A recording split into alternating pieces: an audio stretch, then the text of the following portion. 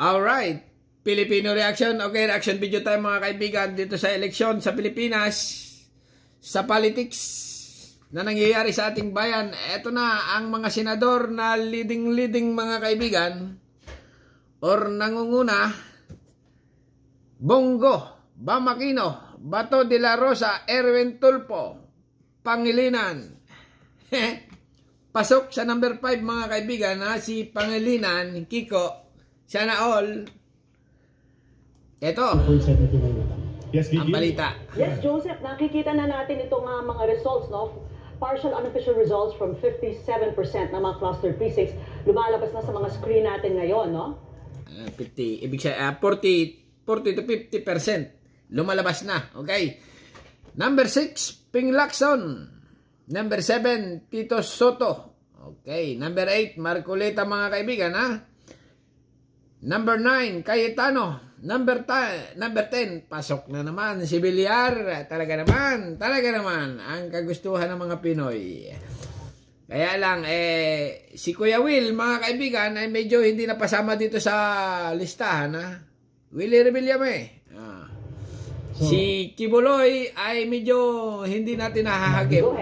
Malayo rin. Ito po ay unofficial. Ayun yung po ang dahilan kung bakit walang suma total ng boto. Pero siyempre, pagka po si GMA, okay. Hindi pa naman talaga totally ito tapos na mga kaibigan. Ibig sabihin, simula pa lang. Okay? Kina-count pa lang. 7 million. Kay Amy Marcos, number 11. Wow. Pumapasok mga kaibigan, ha? Pumapasok. Lito Lapid, number 12. Oh! Humahabol si Lito Lapid, mga kaibigan, ha? Ben Tulfo ng Bitag. Tulfo, number 13. Ramon Revilla. Ramon Jr. Bong Revilla. Bong Revilla. Oh my God, number 14. Mukhang laglag. Okay? Pero hindi pa. Okay? Abi Binay. Number 15. Alright? Yan ang top 15 na pumapasok mga kaibigan dito sa pagkasenador ng Pilipinas na talaga namang mapapa-OMG ka. Okay? Dahil ayon sa mga marites ay bakit may kailangan pumasok. Alright? Okay, continue lang mga kaibigan, ha? Bawa o kaya po si wala tayong magagawa. Yan ang gusto ng tao. Yan ang binuto ng marami, ha? Non-Fred, si PPCRD, wala pong problema. Pwede po silang magsuma total. Pwede po silang mag-come up with the ranking.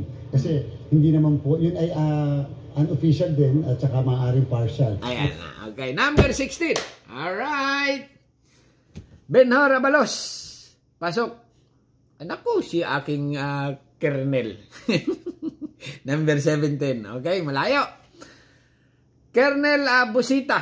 Alright, pumapasok number 17 mga kaibigan. Manny Pacquiao, ang napakagaling na boksingero, ay number 18. Okay, 18. Jimmy Bundok, number 19. Number 20, Philip Salvador. Laglag. Pero hindi pa tapos.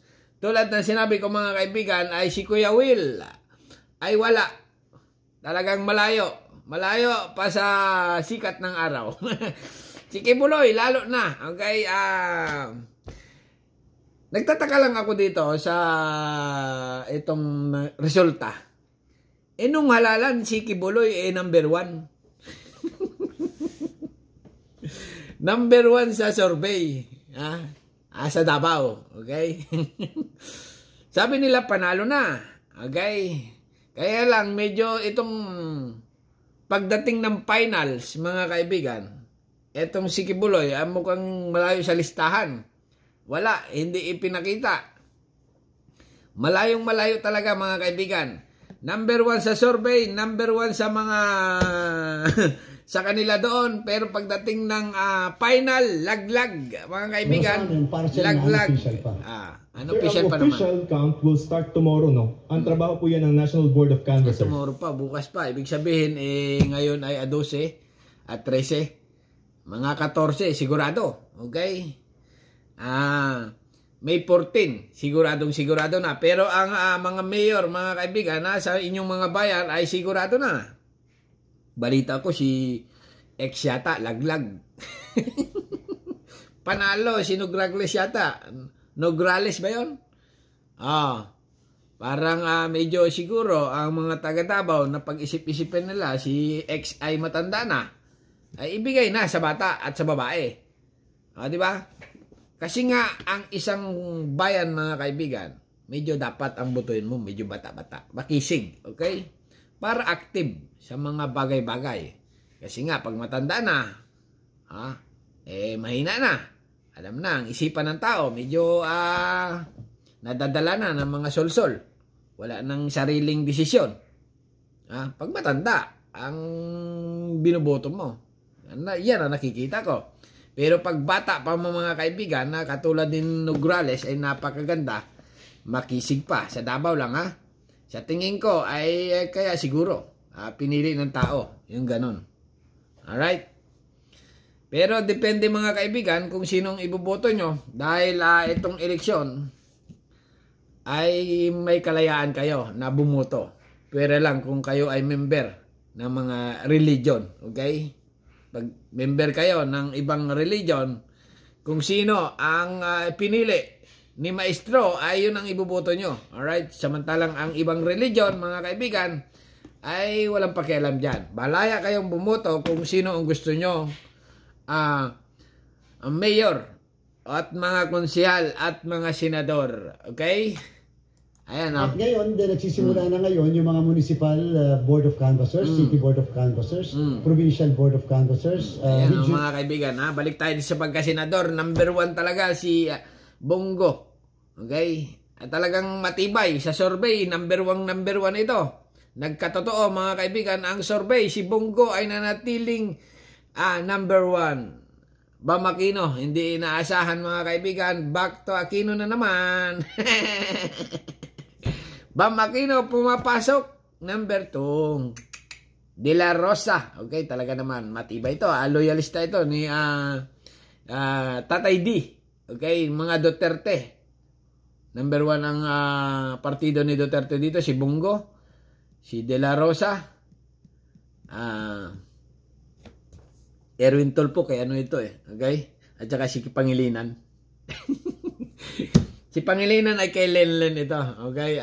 Independent siguro ito or kabilang partido. Si Tulfo ay kay PBBM. Okay? Si Bam Aquino ay kay Lenlen din ito. Kay Lenlen, ibig sabihin parang lamang. Okay? Parang lamang ang ano natin? Lamang ang ayan parang lamang ang Duterte. Ayan na yun. Ang-interview na. Ayun. May kabila pala. Ayan. Okay. Lacson. Ano ito? PBBM. PBBM. Dalawa. PBBM. Ay, lamang kay PBBM. Lamang. Lamang kay Marcos, mga kaibigan, Kaya lang, si Madam Aimee ay number 1, number 11, hinihilot pa. Okay? Hinihilot pa. Ito ay hindi pa naman tapos. Pero, sa nakikita ko lang, si Kuya Will at si Kibuloy ay totally laglag na. Alright? Sa finals. Okay? Bahala na kayo, mga kaibigan, pero sabi ko lang yon. Pero hindi pa naman tapos. Okay? Kung laglag na, ay bahala na kayo. Okay? Subscribe my channel. Don't forget, comment. Bye-bye. Thank you.